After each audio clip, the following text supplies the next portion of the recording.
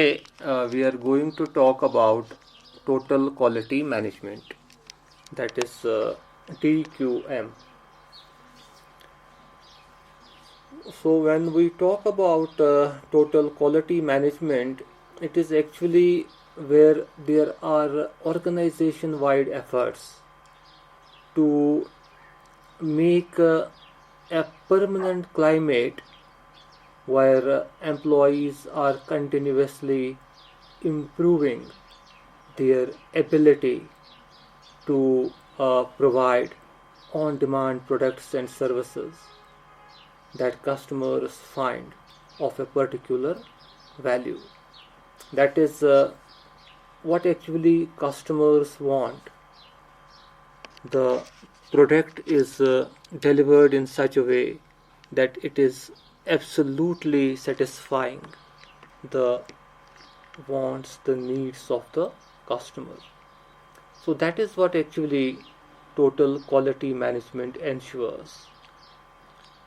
तो total quality management में ये चीज़ है कि जो भी काम ऑर्गेनाइजेशन में हो, जिस भी लेवल पे हो, तो वहाँ पे जो क्वालिटी है उसको अच्छी तरह से बाज़ाब्ता जो स्टैंडर्ड्स हैं ऑर्गेनाइजेशन के, उन स्टैंडर्ड्स को मद्देनज़र रख के वो क्वालिटी डिलीवर की जाती है.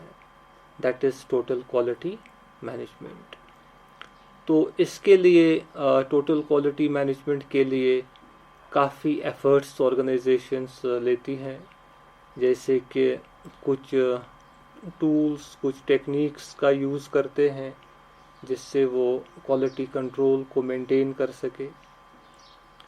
तो इसमें बाज़ाबिता टोटल क्वालिटी मैनेजमेंट का जो दौर रहा काफ़ी 1980s तक, बिल्कुल इसका काफ़ी फोकस रहता था ऑर्गेनाइजेशंस का TQM पे. तो उसके बाद क्वालिटी मैनेजमेंट को मेंटेन करने के लिए कुछ नई चीज़ें भी आ गई, जैसे कि सिक्स सिग्मा और बाकी कुछ इनोवेशंस आ गई. लेकिन जो फोकस था basically that was how to ensure the quality that is actually meeting the requirement of the customer. तो अब इसके लिए जब हम टोटल क्वालिटी मैनेजमेंट की बात करते हैं तो इसमें काफ़ी इम्पोर्टेंट है इंस्पेक्शन और क्वालिटी कंट्रोल. इंस्पेक्शन टर्म तो आपने भी सुनी होगी, एज सच जो जनरल में यूज़ करते हैं इंस्पेक्शन. तो क्या मीनिंग ऑफ इंटरप्रेट करते हैं इंस्पेक्शन से?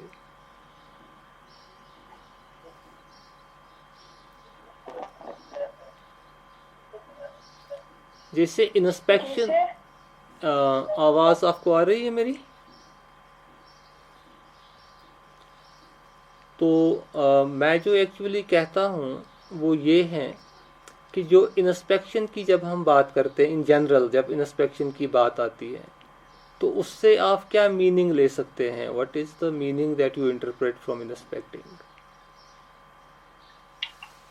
सर, इंस्पेक्शन से सर पता चल जाता है कि कहाँ पे क्या चल रहा है, या अगर सर मतलब किसी स्कूल में इंस्पेक्शन हो तो पता चलता जाता है कि बच्चे कैसी नॉलेज गेन कर रहे हैं, या इनके टीचर इनको कैसे पढ़ा रहे हैं, इनको मतलब स्टडी के लिहाज से, या उन्होंने मतलब कैसे डिसिप्लिन मेंटेन रखा है यहाँ पे स्कूल में.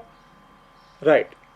सो दैट इज एक्चुअली यहाँ पे जब हम टोटल क्वालिटी मैनेजमेंट की बात करते हैं तो इसमें इंस्पेक्शन और क्वालिटी कंट्रोल का एक अहम रोल आता है. क्योंकि जब हम इंस्पेक्शन आप कहें या टेस्टिंग कहें तो it is very important in maintaining a certain quality level in the product during production. क्यों? क्योंकि it helps to control the quality of products by fixing the sources of defects immediately after they are detected. जैसे कि inspection से हमको suppose एक factory में inspection होता है या टेस्टिंग होती है, तो फिर वहाँ पे देखते हैं उस टेस्टिंग से या उस इंस्पेक्शन के दौरान वो प्रोडक्ट को चेक करते हैं, प्रोडक्ट को जांचते हैं। तो वहाँ पे अगर उसमें कोई डिफेक्ट हो तो उस डिफेक्ट को तुरंत आइडेंटिफाई किया जाता है। So once it is identified, तो उसके बाद वो इमिजिएटली उसको, उस डिफेक्ट को ओवरकम करने की कोशिश करते हैं, उसे फिक्स किया जाता है, उसे ठीक किया जाता है, ताकि जो असेंबली लाइन में उस टाइप के प्रोडक्ट्स हैं उनमें ये गलती न रह जाए। तो ये चीज़ जो है ये इंस्पेक्शन से अकम्प्लिश होता है। That is through inspection we are measuring, examining and testing the products, processes and services against specified requirements to determine conformity। क्योंकि जब भी इंस्पेक्शन होता है तो वो किसी स्टैंडर्ड को मद्देनज़र रख के किया जाता है। सपोज़ जब कोई प्रोडक्ट मैन्युफैक्चर करना होता है तो उस प्रोडक्ट की जो मैन्युफैक्चरिंग प्रोसेस है उसके लिए बाज़ाबिता स्पेसिफिकेशंस ले डाउन किए जाते हैं। दैट इज़ कि इस प्रोडक्ट में क्या क्वालिटी होनी चाहिए, किस हिसाब से इसकी जो स्पेसिफिकेशंस हैं वो मेंशन की जाती है।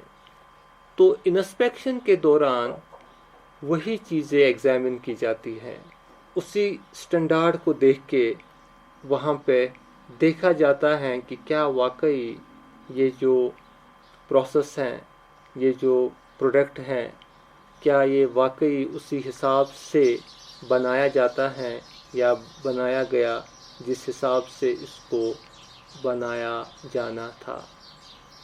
तो ये चीज़ हमको इंस्पेक्शन के दौरान पता चलता है।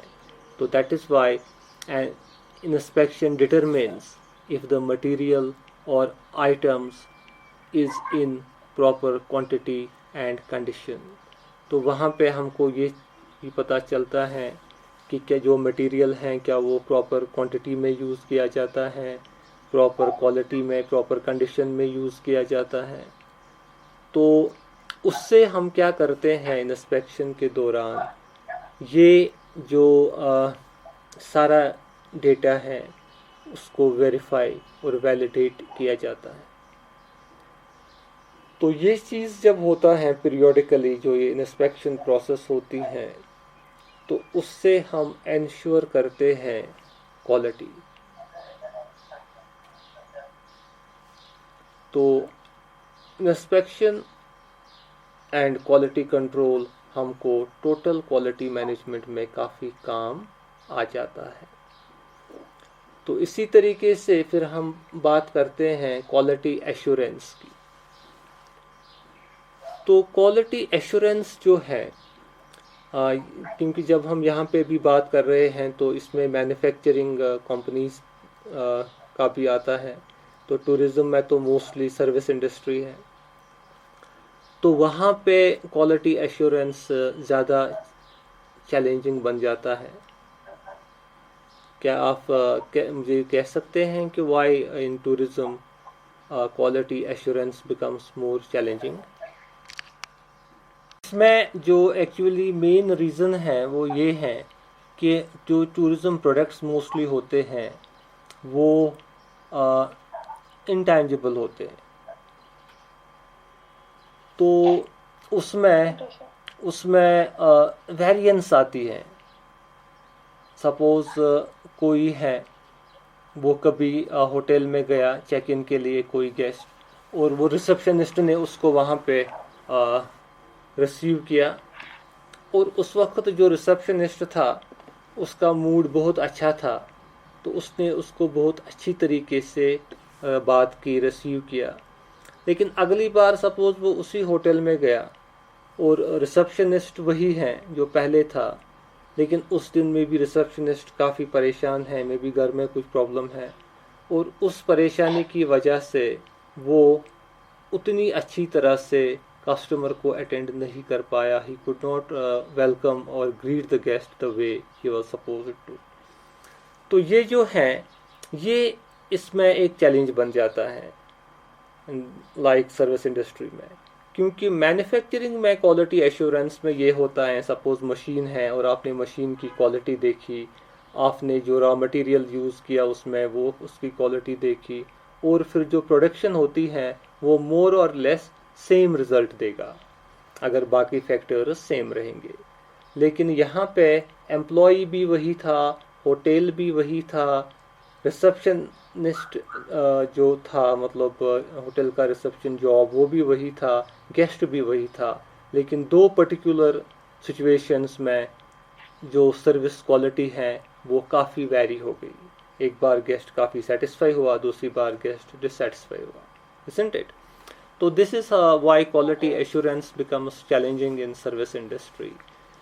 तो लेकिन यहाँ पे जब हम बात करते हैं मैन्युफैक्चरिंग में मोस्टली, तो वहाँ पे क्वालिटी एश्योरेंस के लिए बाज़ाब्ता एक जो डिज़ायर्ड लेवल ऑफ क्वालिटी होती है प्रोडक्ट की, तो उसको देखा जाता है, परखा जाता है at every stage of the process of delivery और प्रोडक्शन। तो उसको सपोज हर किसी लेवल पे उसको बाज़ाब्ता चेक किया जाता है और उसकी क्वालिटी एश्योर की जाती है। और क्वालिटी एश्योरेंस से क्या होता है, it is a way of preventing mistakes and defects in manufacturing products and avoid problems when delivering products और सर्विसेज टू कस्टमर्स। तो इसमें ये काफ़ी मतलब इसमें जो मेन फोकस रहता है वो इस पर रहता है कि मिस्टेक्स प्रिवेंट करनी है ताकि गलतियां नहीं होनी चाहिए।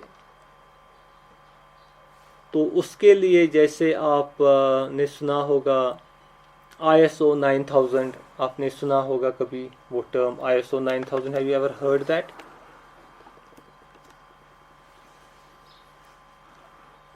कोई प्रोडक्ट होता है, फिर उस पर लिखा होता है कि ISO 9000 सर्टिफाइड है।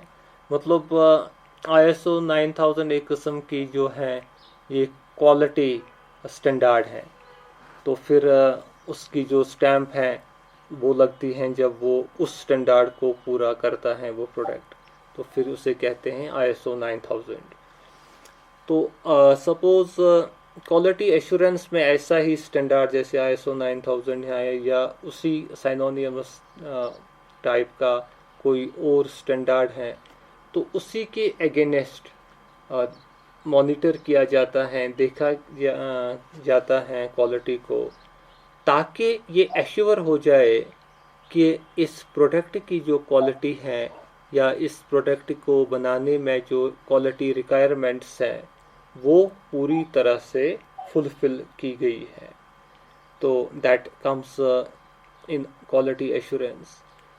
तो क्वालिटी एश्योरेंस की जब हम बात करते हैं तो इसमें दो मेन प्रिंसिपल्स आते हैं। एक है जिसे हम कहते हैं फिट फॉर पर्पस।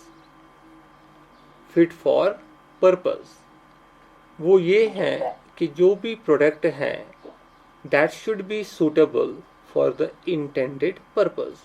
क्योंकि जब कोई प्रोडक्ट बनाया जाता है तो उस प्रोडक्ट को का कोई पर्पस होता है। सपोज आप देखते हैं कोई भी प्रोडक्ट आप घर पे लीजिए, जैसे आप अगर इलेक्ट्रिक ब्लैंकेट यूज करते हैं, घरों में करते हैं ना विंटर में यूज इलेक्ट्रिक ब्लैंकेट, तो अब सपोज अभी जो बड़ी बड़ी कंपनीज हैं वो बनाते ही नहीं हैं वो प्रोडक्ट।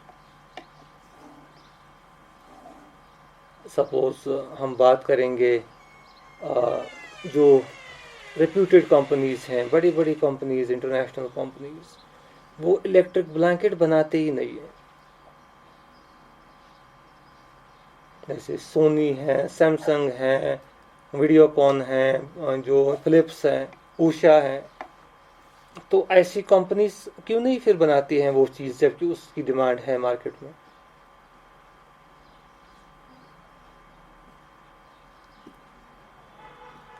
वो इस चीज़ को इसलिए नहीं बनाते हैं क्योंकि ऐसी कंपनीज जो है इनकी एक इमेज होती है मार्केट में, और उस इमेज से इन्होंने कस्टमर्स में एक ट्रस्ट डेवलप किया होता है।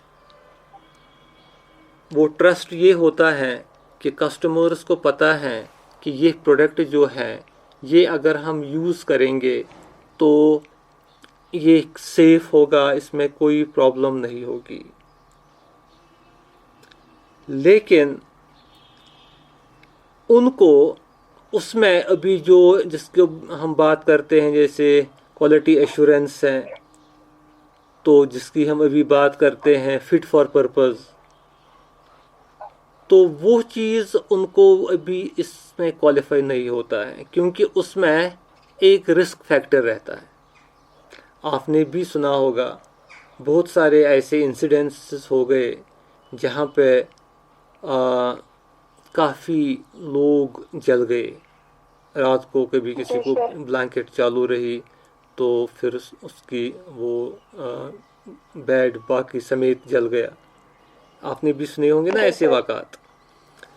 तो जी सर। इसमें ये है कि क्योंकि उसमें सपोज़ वो कंपनीज अगर ये चीज़ बनाएंगे वो तब बनाएंगे जब ये 100% सेफ होगा यूज़ के लिए।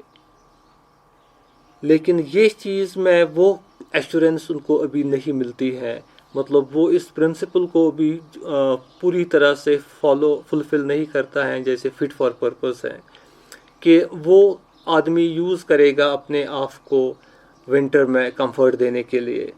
लेकिन अगर सपोज़ वो बेड पे यूज़ किया किसी ने, क्योंकि बेड पे ही तो यूज़ करना है ब्लैंकेट, इज़न्ट इट, और जी उसको सर। फिर वो भूल गया स्विच ऑफ करना, तो उसमें रिस्क है कि खुदा न खास्ता अगर रात को कॉइल ज़्यादा हीट हो गई तो ये फायर कैच कर सकता है, इज़न्ट इट। उसमें जी ये मैकेनिज़्म नहीं है जो ऐसा सपोज़ उसमें फिर पर्टिकुलर उसमें कुछ ऐसा सेंसर लगे जो 100% रिलायबल होगा कि ये पर्टिकुलर टेम्परेचर पे ये खुद ही बंद हो जाए। और वो चीज़ वो भी काफ़ी जो लोकल कंपनीज हैं उन्होंने भी उसमें वो ऑटो कट डालने की कोशिश की और वो काम करता भी है, लेकिन 100% रिलायबल नहीं है। कभी वो काम करेगा कभी नहीं करेगा, और खुदा न खास्ता जिस टाइम वो काम नहीं करेगा उस वक्त वो प्रॉब्लम कर सकता है, इज़न्ट इट। तो दैट इज़ वाई कि लोकल कंपनीज जो होती हैं उनमें इतनी ये सेंस डेवलप्ड नहीं होती हैं कि वो कस्टमर के बारे में इतना सोचे, उसकी सेफ्टी के बारे में इतना सोचे। वो अपने हिसाब से बनाते हैं और वो फिर कस्टमर को ये एडवाइस करते हैं कि आतकस्पत का रात स्विच बंद। लेकिन कभी ऐसा हो सकता है जब बेड पे कोई चीज़ लगा तो नींद में वो भूल जाएगा स्विच ऑफ करना। तो ये है कि क्वालिटी एश्योरेंस में ये प्रिंसिपल जब तक फॉलो नहीं करेगा फिट फॉर पर्पस, तब तक अच्छी कंपनीज जो हैं वो उसको मतलब ओके नहीं करते हैं उस चीज़ को। और दूसरा है जिसे हम कहते हैं दूसरा principle, that is right first time. Right first time का मतलब है कि मिस्टेक्स शुड बी एलिमिनेटेड, कि पहले ही बार ठीक होना चाहिए। ये नहीं कि क्योंकि क्वालिटी एश्योरेंस पे अब ये नहीं है कि सपोज़ आप ये ख़राब हो जाए तो फिर दूसरा बनाए। इसमें ये रहता है क्योंकि सपोज़ कभी कोई बैच ख़राब, उसमें कोई डिफेक्ट हो तो वो बैच मार्केट में जाएगा और उसकी वजह से कस्टमर डिससेटिस्फैक्शन हो जाएगी। तो इसमें ये फोकस रहता है कि राइट जिसे हम कहते हैं right first time, that means mistake should be eliminated, ताकि कोई मिस्टेक ना रहे और पहले ही अटेम्प्ट में ये ठीक हो जाए। तो उससे जो ये क्वालिटी एश्योरेंस है तो उसमें management of the quality maintain की जाती है। पहले क्वालिटी ऑफ रॉ मटेरियल्स को पूरी तरह से देखा जाता है। फिर असेंबलीज़ को, क्योंकि जो फिर एक प्रोसेस होती है, असेंबली लाइन होती है मैन्युफैक्चरिंग कंपनीज में, उसको अच्छी तरह से देखा जाता है। फिर जो भी प्रोडक्ट्स और कंपोनेंट्स जिनका यूज़ होता है उसको देखा जाता है। फिर जो भी सर्विसेज हैं जो रिलेटेड हैं टू प्रोडक्शन एंड मैनेजमेंट, तो उसको पूरी तरह से ध्यान में रखा जाता है। तो तब ही ये क्वालिटी एश्योर करेगा जो क्वालिटी इसको ज़रूरत है। और जब वो चीज़ हो जाएगा तभी ये पॉसिबल है कि टोटल क्वालिटी मैनेजमेंट का कॉन्सेप्ट उसमें इम्प्लीमेंट हो जाए। और अब जब हम टोटल क्वालिटी का मैनेजमेंट इसमें पूरी तरह से लाते हैं अपनी ऑर्गेनाइजेशन में, तो उसका रिजल्ट फिर क्या होगा?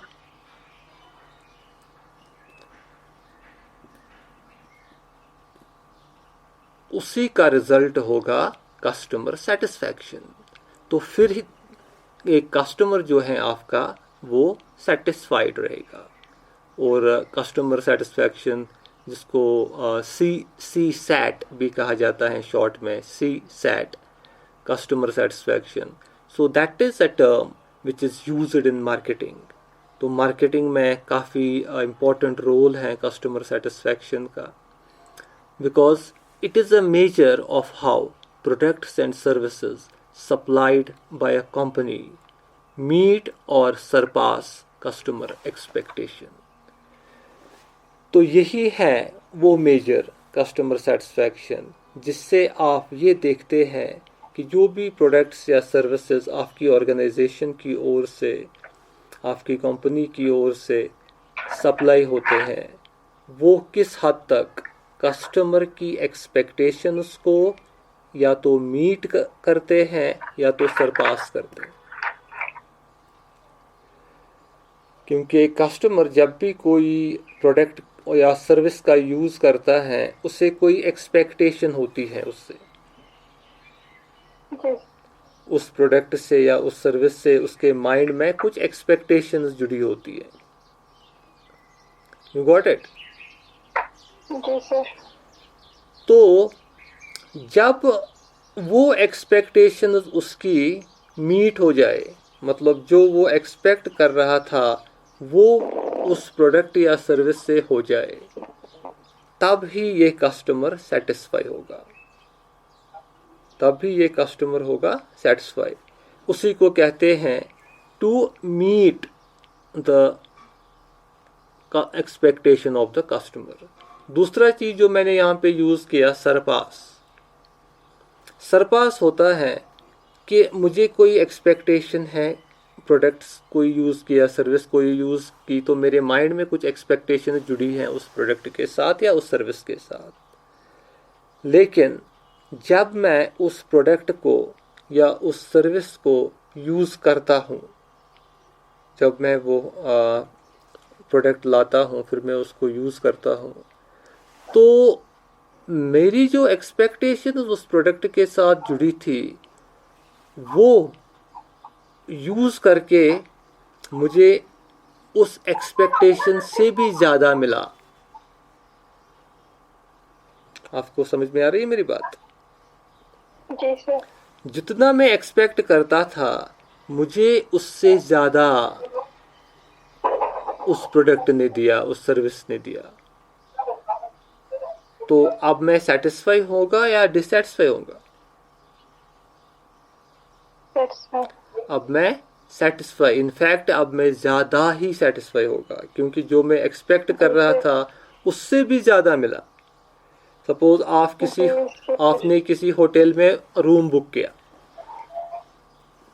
और अब आपने अमेरिकन प्लान में सपोज रूम वहाँ पे एकोमोडेशन आपने वहाँ पे बुक की, और अब आपके माइंड में है कि वहाँ पे अच्छी फर्निशिंग होगी, रूम में अच्छा बेड होगा, अच्छी बेडिंग होगी, अच्छा खाना होगा, अच्छा स्टाफ होगा, ठीक है, ये आपके माइंड में है। अभी आपने होटल, अभी आप पहुंची नहीं, आपने होटल की सर्विस अभी यूज़ नहीं की, लेकिन ये चीज़ें आपके माइंड में हैं, आपके माइंड में हैं कि वहाँ अच्छा रेस्टोरेंट होगा, उसमें अच्छा फर्नीचर होगा। तो जब आप उस होटल में जाते हैं तो जो आपके माइंड में था एक्सपेक्टेशन, सपोज आपके माइंड में था कि वहाँ पे जो फर्निशिंग होगी वो इस टाइप की होगी, लेकिन वहाँ पर पहुँचने के बाद बहुत हाई क्वालिटी की फर्निशिंग थी। जो आपके माइंड में जी था उससे भी सर। ज़्यादा आपने माइंड में था कि वहाँ पे ठीक है सपोज तो वॉशरूम में ऐसे फैसिलिटी होगी, लेकिन वहाँ पे वॉशरूम में सपोज जैकोजी भी है, लेकिन आपके माइंड में ही नहीं था कि वहाँ पे जैकोजी है। तो जी सर। इसी तरीके से आप उससे आपकी एक्सपेक्टेशन उससे ज़्यादा निकला वहाँ पे उस होटल में, तो आप की जो सेटिस्फैक्शन है वो आप बिल्कुल उसको कहते हैं मार्केटिंग में वाओ एक्सपीरियंस। आप बिल्कुल ज़्यादा ही जी खुश हो सर। गए, आप ज़्यादा ही एक्साइट हो गए, क्योंकि आपने वो चीज़ एक्सपेक्ट ही नहीं किया था, उतना उससे भी ज़्यादा आपको मिला। तो दैट इज़ कॉल्ड सरपास। उसे कहते हैं कि जितना आपने सोचा था उससे भी ज़्यादा अच्छा वो निकला, तो उसे कहते हैं, जी उसी को सर। कहते हैं सरपास कस्टमर एक्सपेक्टेशन। तो उससे जब सरपास होती है कस्टमर सेटिस्फैक्शन, कस्टमर एक्सपेक्टेशन, तो उससे जो आपका कस्टमर है वो बिल्कुल आपका एम्बेसडर बन जाता है। वो फिर आपकी सर्विस के बारे में चर्चा जी करेगा सर। अपने फ्रेंड्स के साथ, अपने रिलेटिव्स के साथ, अपने सोशल सर्कल्स में। वो ये बात बोलेगा कि ये कितनी अच्छी ऑर्गेनाइजेशन है, देखो। या फॉर एग्जांपल आपने रूम बुक किया था ईपी पे, यूरोपियन प्लान पे, तो यूरोपियन प्लान में नॉर्मली आपको खाली कमरा मिलता है, लेकिन सुबह जब आप उठे नींद से होटल में तो आपको वहाँ का रूम सर्विस अटेंडेंट ब्रेकफास्ट लेके आ गया। तो यूरोपियन प्लान में तो आप ब्रेकफास्ट एक्सपेक्ट नहीं करते थे, क्योंकि यूरोपियन प्लान में आपने खाली कमरा मिलता है, तो उसमें ब्रेकफास्ट इंक्लूड नहीं होता है। लेकिन उन्होंने आपको जी सर। कॉम्प्लीमेंट्री ब्रेकफास्ट सुबह दे दिया, कमरे में सुबह कॉफ़ी लाई या कुछ और लाया। तो दैट सरपासेस योर जी एक्सपेक्टेशन, क्योंकि वो आपने एक्सपेक्ट ही नहीं किया था, क्योंकि आपने वो प्लान ही नहीं लिया था।